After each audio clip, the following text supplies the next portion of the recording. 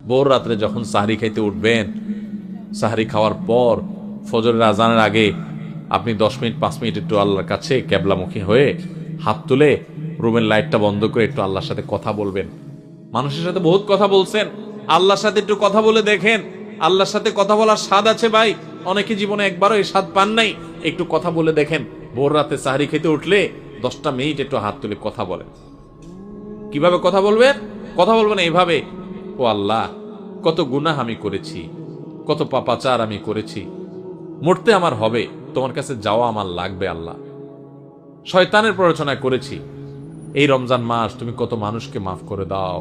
নবী করিম সাল্লাল্লাহু আলাইহি ওয়াসাল্লাম বলেছেন, ওয়ালিল্লাহি উতাকাউ মিনান নার ওয়া যালিকা ফি কুল্লি লাইলা।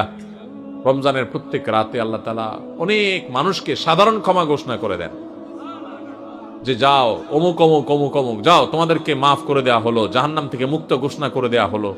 আল্লাহ কত মানুষকে আপনি সাধারণ ক্ষমা করে দিবেন। আল্লাহ আপনার সাধারণ ক্ষমা পাওয়ার জন্য কোনো যোগ্যতার দরকার হয় না, আপনি চাইলে যাকে তাকে মাফ করে দিতে পারেন। দুনিয়ার প্রেসিডেন্ট প্রধানমন্ত্রী চাইলে একটা দেশের যাকে তাকে যা খুশি তা দিয়ে দিতে পারে। তাদের যদি ক্ষমতা, তারা তো মানুষ। আল্লাহ আপনি তো মহান সৃষ্টিকর্তা, আপনি তো চাইলে আমার সব অপরাধগুলো মাফ করে আমাকে ফেরেশতা বানায় ফেলতে পারেন, পারেন না আল্লাহ? তো আল্লাহ আপনি আমাকে মাফ করে দেন। এটা আল্লাহর সাথে কথা বলবেন।